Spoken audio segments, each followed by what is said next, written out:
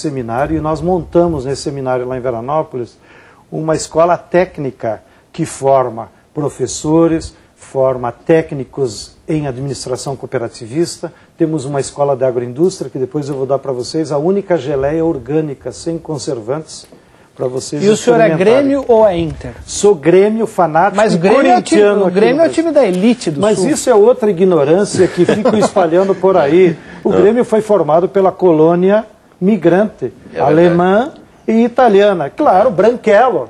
Né? E o Colorado formado em Porto Alegre, onde havia afrodescendente. Então sempre ficou essa o tesourinho agora, foi o primeiro negro a jogar no Grêmio. Voltando ao panorama nacional. Se o lulismo atropelou e até, de certa forma, esvaziou o petismo, haveria aí um vácuo político no sistema brasileiro? Por que o MST não ocuparia transformando-se em partido político de esquerda? Porque se o MST se transformar em partido, acaba como MST. A natureza do MST é um movimento social para fazer uma luta concreta. Né? E é esse o nosso desiderato histórico. Né? Se nós tentarmos virar um partido político, não tem sentido, acaba no outro dia. Stedley, você disse recentemente que este governo precisava criar vergonha. Você usou essa expressão. Na reforma agrária está na hora de criar vergonha. Vou dar um exemplo aqui da prova da vergonha. Atenção, Lula, para não ficar dizendo que eu falo mal. Aqui está a tabela dos assentamentos do INCRA. Né? Eles falam 400 mil.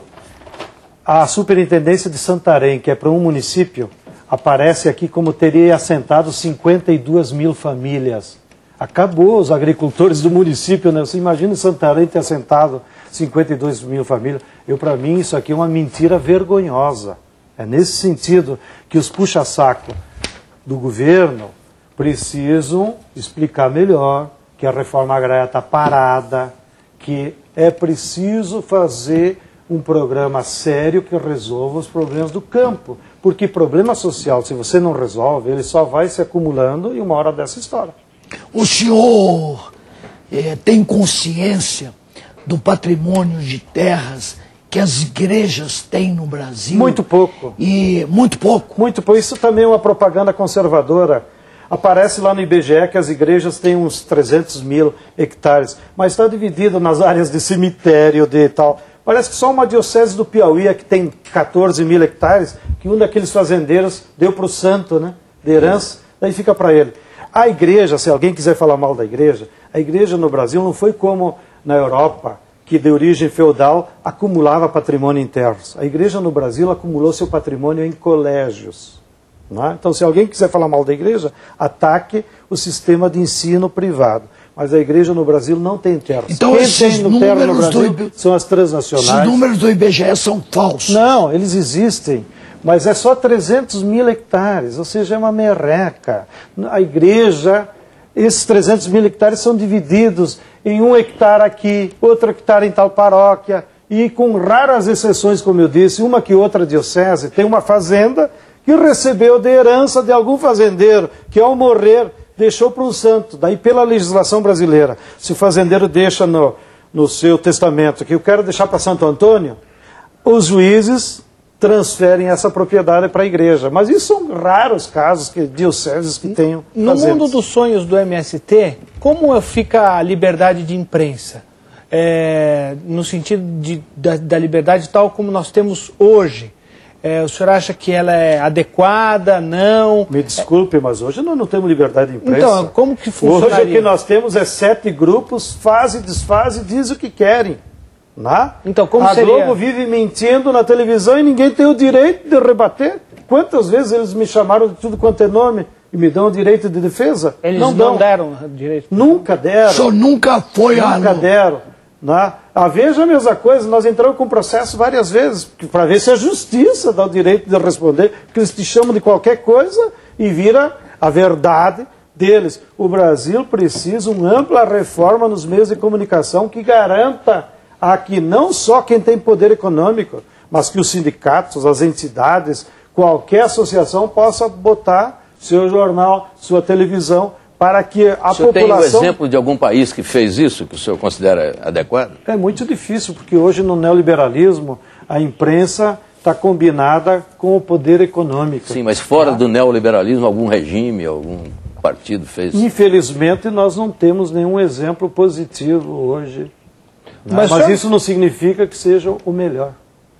Mas o senhor não é a favor, por exemplo, de partido único, de uma imprensa ditada pelo Estado? Não sei de onde tu tirou essas ideias. Não, estou perguntando para o senhor. Imagina, quanto mais liberdade de ideias, melhor para qualquer civilização. Ainda nessa seara, Stedley, parece que você está montando uma parceria com o Greenpeace, quer dizer, o MST está montando uma parceria com o Greenpeace para a edição de um periódico sobre a Amazônia. A que público se destina? Seria mais de 1 milhão de exemplares? Te agradeço.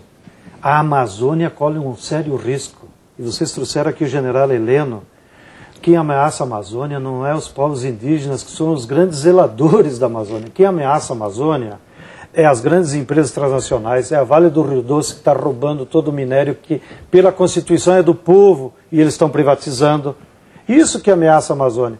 Então, e agora o governo Lula caiu nessa besteira de editar uma medida provisória que vai regularizar a grilagem de terra até 1.500 hectares. Eu passo.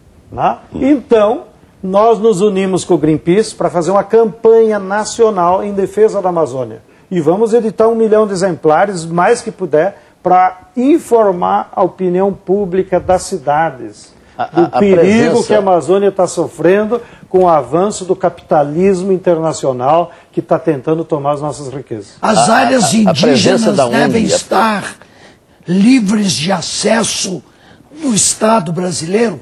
O Estado brasileiro é o dono das áreas indígenas. Uma área indígena é de patrimônio da União.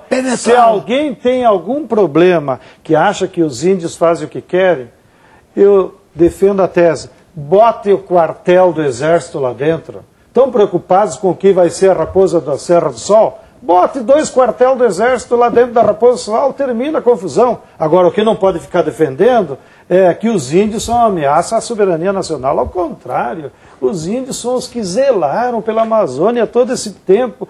Nós devíamos estar pagando, graças a Deus, por eles existirem.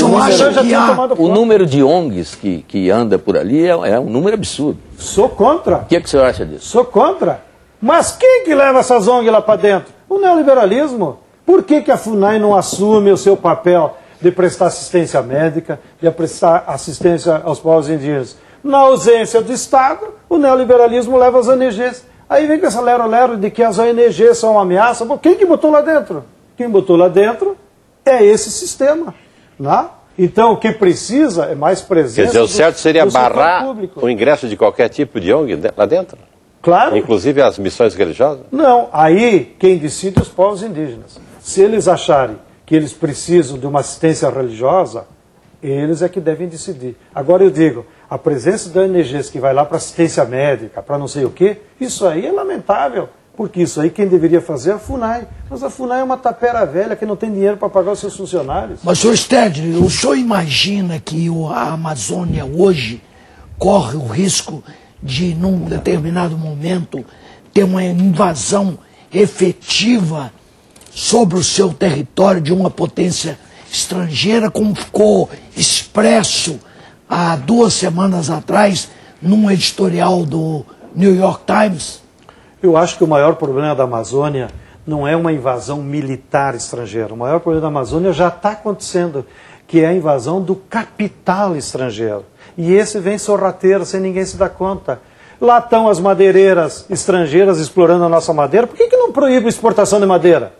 Nós precisamos exportar madeira, francamente. Proíbe, mas ninguém fala nisso. Por que não proíbe da siderúrgica chinesa botar em São Luís? Nós precisamos ter siderúrgica chinesa na Amazônia? Isso é capital estrangeiro, mas isso ninguém fala nada. Por que precisa botar hidroelétrica no Rio Madeira, em Giraal? Para quê? Para transformar a bauxita que vai para o Canadá? Que vai beneficiar quem? Vai beneficiar a Alcoa, a Alcan, mas o povo da Amazônia não vai ser beneficiado. Agora, nisso ninguém fala, porque uma hidrelétrica é uma forma de nós exportar a nossa energia, a nossa água. Isso todo mundo fica quieto. Agora está entrando a cana para a Amazônia. De quem é a cana que está entrando? Para atender o etanol para exportação. Nós vamos colocar em risco a biodiversidade da Amazônia para resolver o problema dos automóveis dos Estados Unidos? Isso é ameaça para a Amazônia. E isso todo mundo fica quieto.